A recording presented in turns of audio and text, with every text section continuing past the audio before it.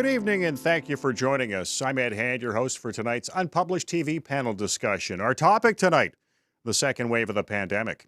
However you're watching and listening to our show, whether through our social media channels on Facebook, Twitter, and YouTube, or on our podcast channels, iTunes, Google Play, Spotify, iHeartRadio, and more, I'd like to remind you can still cast your vote on this topic at unpublished.vote and email your MP to tell them why. Now, our question this week is, will the second wave see more infections than the first? And you told us 36.8% feel yes, 61.8% said no, 1.5% were unsure. And unpublished.vote, you will find our podcast on this issue, as well as articles, opinion pieces, and research on the various views of the second wave of COVID in Canada. So let's get started. Joining us this evening, Patrick Saunders Hastings, a professor of epidemiology at Carleton University, as well as with Longevity Consulting. Jasmine Moulton's the Ontario Director for the Canadian Taxpayers Federation, and Mike Schreiner's the leader of the Green Party of Ontario, as well as the MPP for Guelph. Now, Michelle Rempel-Garner was to join us this evening. She is the MP for Calgary-Nose Hill, as well as the health critic for the Conservatives, but they're burning the midnight oil on the Hill, and she's unable to join us. Now, Patrick, just over 1/3 of our unpublished.vote viewers feel Canada will get more infections in the second wave than the first. Is that the situation we're heading into right now? Yeah, so I'd like to hedge and then give you my view. I Sure. think the most honest answer is that it depends. And I think the reason I want to emphasize that is because second waves in themselves aren't unavoidable, nor are the consequences of second waves. I think a lot of it will depend on the behaviors of individuals and the responses of public health authorities and governments. I think the way things have going, it is certainly trending towards having a second wave that has more infections. We can't rely on a vaccine coming. We've seen that herd immunity is not going to be slowing infections notably, nor has temperature change. If anything, I think we're heading into a time of higher risk. So I think all things being equal, we are facing a second wave with a higher infection rate. Couple that with pandemic fatigue and people maybe not adhering as closely to some recommendations as they formerly were, there's certainly a risk of a more severe second wave, but that's not by any stretch unavoidable. Now, if we think back to the Spanish flu, the second wave was worse than the first. Was that just because they were going into winter, or was there something different than our situation as we go into winter as well? So there's a combination of things. What I would caution is that generally when we're talking about the history of pandemics, we are talking basically exclusively about influenza. Obviously, COVID-19 is not an influenza virus, so assuming that it will behave in exactly the same way is problematic in a number of ways. So we are still seeing this wave behavior that we often see with respiratory virus pandemics. What we really hope is that we do not also see an increase in mortality rate that we sometimes see accompany the second wave of influenza pandemics, including the 1918 Spanish flu. However, I think the sociological factors and sort of technological advances we've had in the past 100 years make it a bit difficult to compare those apples to oranges and draw too directly from lessons from the 1918 pandemic. Jasmine, when we look at a second wave, and of course a lot of us worry about the first wave when everything got shut down, the latest numbers from Nanos Research find a majority of Canadians support those lockdowns at non-essential businesses. 7 in 10 also support controlling provincial travel. Now, is this using a hammer to kill a fly, or do you feel Canadians are rightly concerned and scared? I think it also depends on the question you're asking them, because there are a lot of Canadians. Another recent poll just showed, I think it was 67% of Canadians are very concerned about the massive deficits that our governments are running. So are Canadians concerned? Yes, and they're wise to be concerned. But fortunately, our politicians now, our political leaders know a lot more about this virus than they did in the spring. And as we're confronted with the second wave, so to speak, fortunately, our political leaders now, because they know more, won't have to resort, I think, to the same draconian lockdown measures that we saw inflicted so much economic devastation. We certainly cannot afford another lockdown the style we had this spring. And certainly our politicians should be passing along, they should be more transparent about the rationale that they're using to enforce the current restrictions that we've seen. Mike, when we look at the lockdowns and, Peel, Toronto, Ottawa, and now York Region today goes down into lockdown. Is it too little, too late for the area?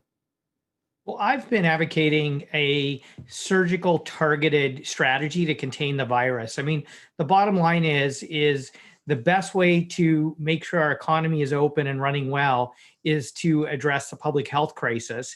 And I don't think anyone wants to go back to the kind of lockdowns we saw in the spring. So I think targeted in those businesses where the data is showing their spread of the virus, targeted to those regions where you're seeing that spread of the virus, then targeted business supports for those small businesses. I think in the case of York region, the premier handled it fairly well.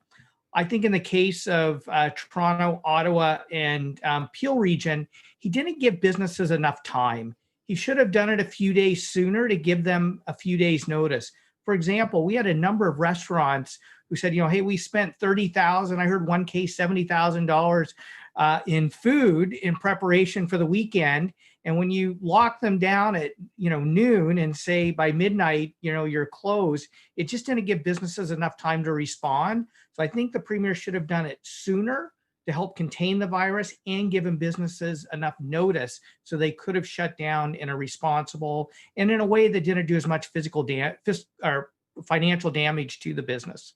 Now, when we think back to the first wave when it came here, and I understand your point, Jasmine, about the draconian lockdown, but at that point, going with Mike's idea about using that surgical precision to target areas, we didn't know where it was coming, did we, in the first round? So was not a lockdown the only way you could do it?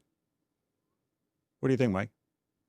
Yeah, I think the way we did it in the first wave, when we didn't have the kind of knowledge we have now. We didn't know, was there asymptomatic transmission happening or not? Where was the transmission happening? How fast was it going through our population? And so I think to second guess governments around the kinds of lockdowns we saw in the first wave, I don't think is very helpful. Where I've been critical of government, frankly, is the lack of preparation in the second wave, especially when it comes to testing, contact tracing, and lab capacity. One of the best ways, and I'm sure Patrick can talk about this, of containing the virus is to make sure we're testing, we're getting quick, rapid, lab response, and then we're doing contact tracing as a way to contain the virus. And unfortunately, Ontario simply wasn't prepared for the fall increase in virus counts and in testing demand. Now, they weren't ready, they weren't prepared, or possibly just hoping that we wouldn't see the second wave? Well, I don't know. I think almost every health expert I've talked to said we were going to have a second wave. So I think over the summer was a time to really make sure Ontario had its testing capacity, its lab capacity, and its contact tracing capacity in place as a way to contain the spread of the virus as much as possible so we can avoid economic restrictions and lockdowns. Patrick, it seems contact tracing is we've heard about the three keys to it was test, trace, isolate, but tracing seems to be the one that's having a lot of trouble. Well, why is that? So I think you're right. It is, although we have a massive backlog of tests in Ontario that is starting to shrink, fortunately, now. But I'd like to speak to that a little bit first. I will also say that I think Mike is sort of speaking 2 minutes in front of me and is making points that I completely agree with. I think you're bang on, Mike, where we do want this surgical tailored approach to our pandemic interventions. But to do that, we need to be able to rely on the test, trace, isolate framework. As we start to see cases tick back up and overwhelm our capacity to do that, that's when we start going to these broader mitigation measures that are so costly from a human and economic point of view. So to circle back around to your question, part of why contact tracing is so difficult is because of the amount of legwork required in such a short period of time.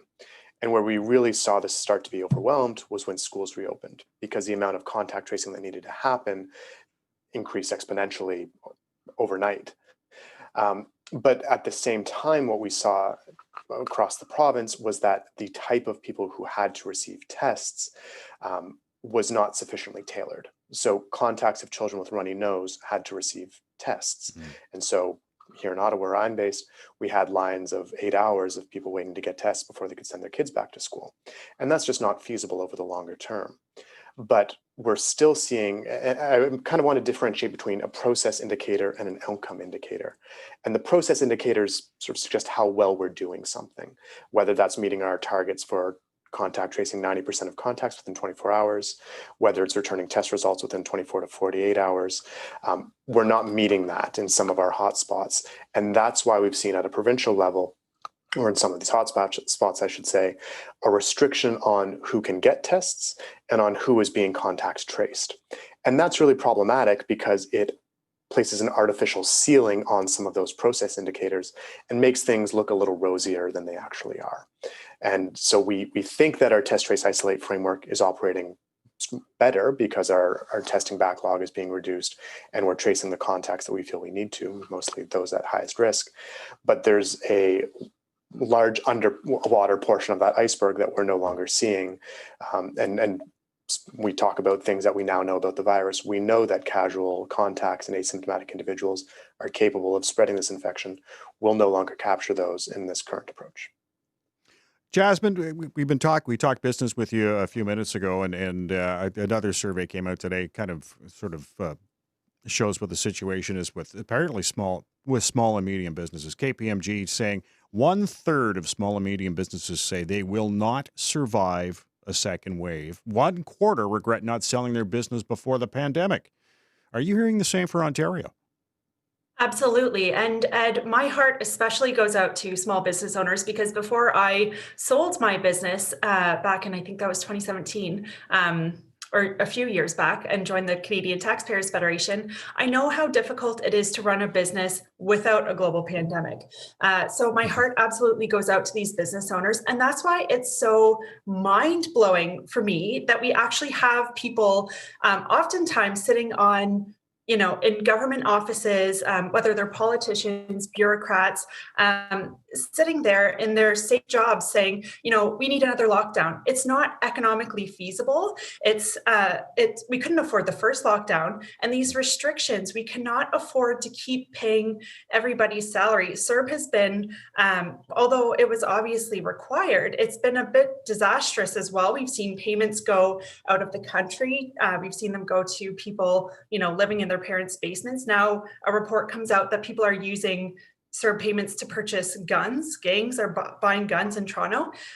This response, although it was required in the outset, has been so expensive. And as we see so many people outside of government losing their jobs, I haven't seen, one person at Queen's Park taken a pay cut, which we called for. I haven't seen anyone in government. There's 1.3 million government employees working for the government of Ontario. They all got a raise this year, while millions of Ontarians lost their jobs or had hours reduced. It's vastly unfair. It's very unsustainable.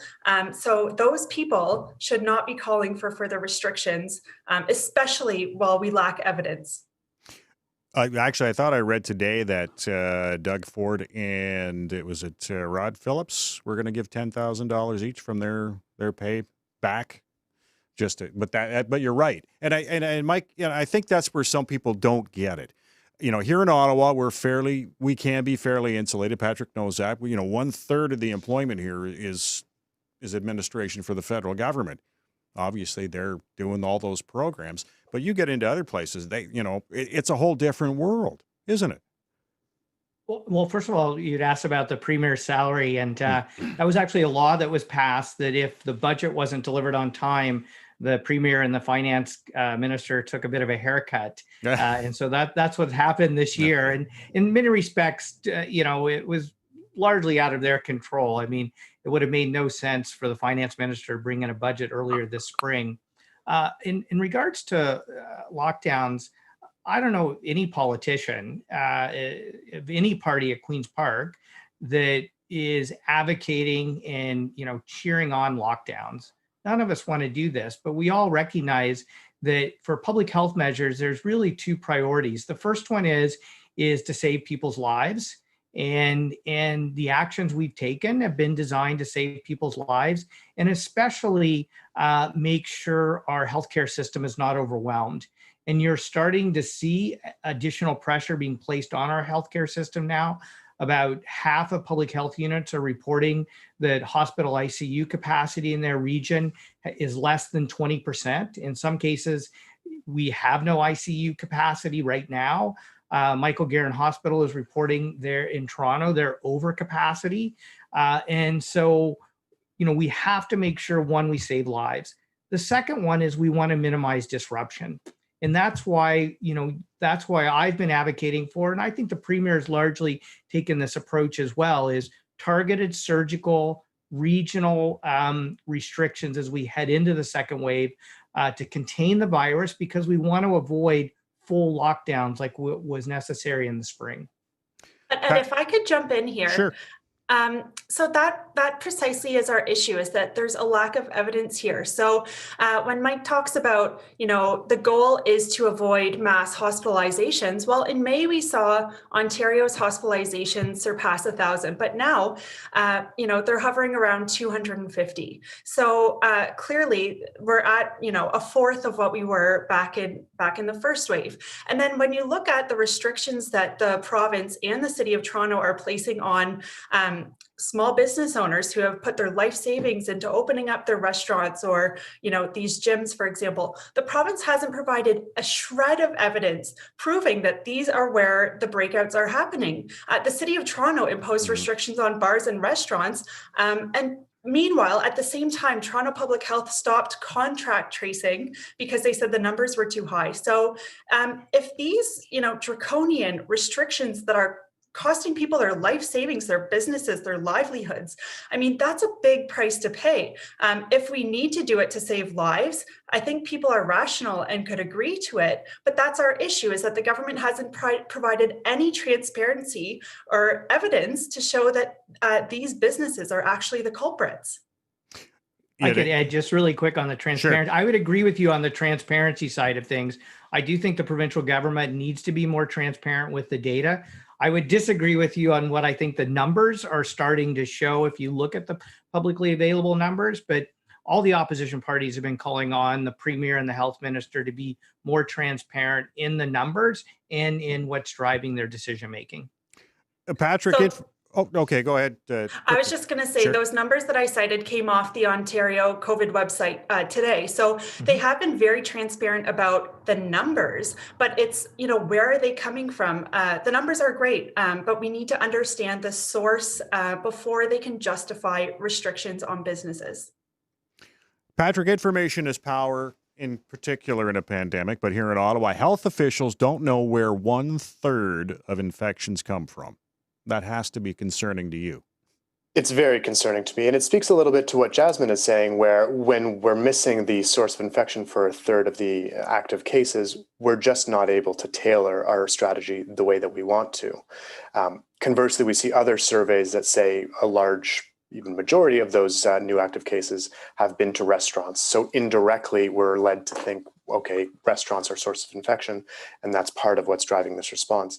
But I agree that's a step or two removed from the level of evidence that we would like to have to inform our decisions.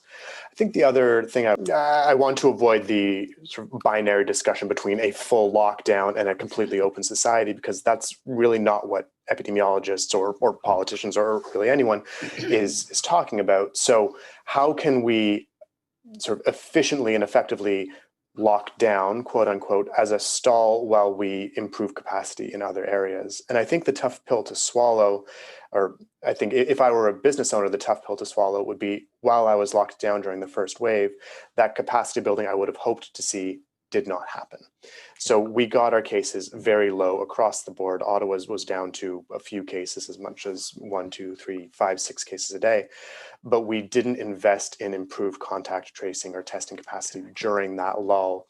And I think it's now coming back to bite us. So those who I think were responsible and accountable for investing that capacity aren't necessarily the ones who will pay the price for another lockdown. Now, you mentioned surveillance blind spots a few months ago when considering a second wave. Is that what you're referring to? So when I discuss surveillance blind spots, I think in the context of our discussion a few months ago, that was probably in relation to where we have more limited testing capacity. So in the context of more limited PCR capacity in rural communities. With that said, I think to Jasmine's point on restricting who is being contact traced, that would also absolutely qualify as a surveillance blind spot. When we spoke a few months ago, we were nowhere near that. I didn't foresee that sort of approach being taken at this stage. Jasmine, we talked about the the lockdown, the businesses, the impact in particular on small business, but it didn't seem big business really got hammered, did it? Because Walmart got to stay open and Costco got to stay open, but the mom and pop on the corner that provides a pretty, little grocery stores that provide a service, eliminate the food desert that we have to deal with in a lot of cities. They had to stay down. Again, that's I guess the situation you're trying to drive at is there was no sort of process in that. Absolutely. A lot of it seemed very arbitrary. I've heard anecdotally of hardware stores saying, well, if I maybe put some bread on one of my shelves, I'll be able to stay open and, let customers come shop in my store. So it just seemed very arbitrary. And again, we need to, when we're talking about health overall, there are a lot of health impacts outside of COVID-19. When you look at suicides, for example, alcohol consumption, opioid use. So there are a lot of other health effects that we have to consider. And having been a business owner myself, I can tell you the stress that comes from the uncertainty of operating a small business, especially when your life savings are tied in there. So it really has been very, very difficult for small business owners. We've seen Amazon, skyrocket during this whole thing. But at the same time, we've seen provincial revenues take a massive hit, and corporate taxes are one of their main sources of revenue. So I think it's in everybody's best interest to figure out a way. And like I started off by saying, in the first wave, no one really knew what was happening. And I don't think anyone in their right mind could criticize the government for spending on health-related measures. But now that we go into the second wave, we're going in a lot more informed, and the government should modify its approach. It should not be so draconian and erase people's life savings and really make some permanent damage to the business landscape in this province. I wonder, what kind of impact does this mindset have on the entrepreneurial economy, Jasmine? That's a great question. I was actually out in Toronto this weekend talking some restaurant owners and also shopping. It really depends by sector. There are some sectors who have done well, in this when the CERB payments are flowing. Some retail businesses have done well, as you point out, usually the larger ones.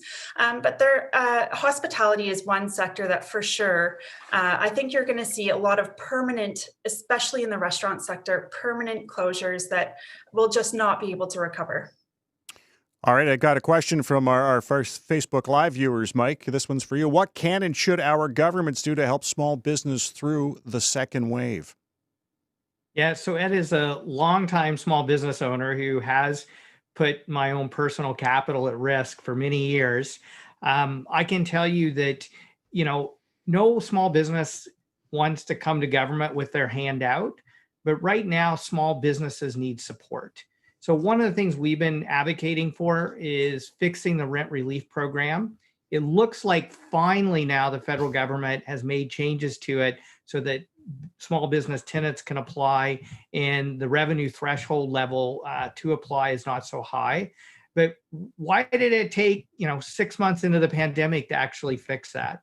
The second thing I think Ontario should do is do what Quebec has done, and where you do targeted closures, provide grants to those businesses targeted. So not across the board, but targeted to those businesses that have had to close down. So Quebec is doing it as a $15,000 grant to those businesses in the hotspot areas.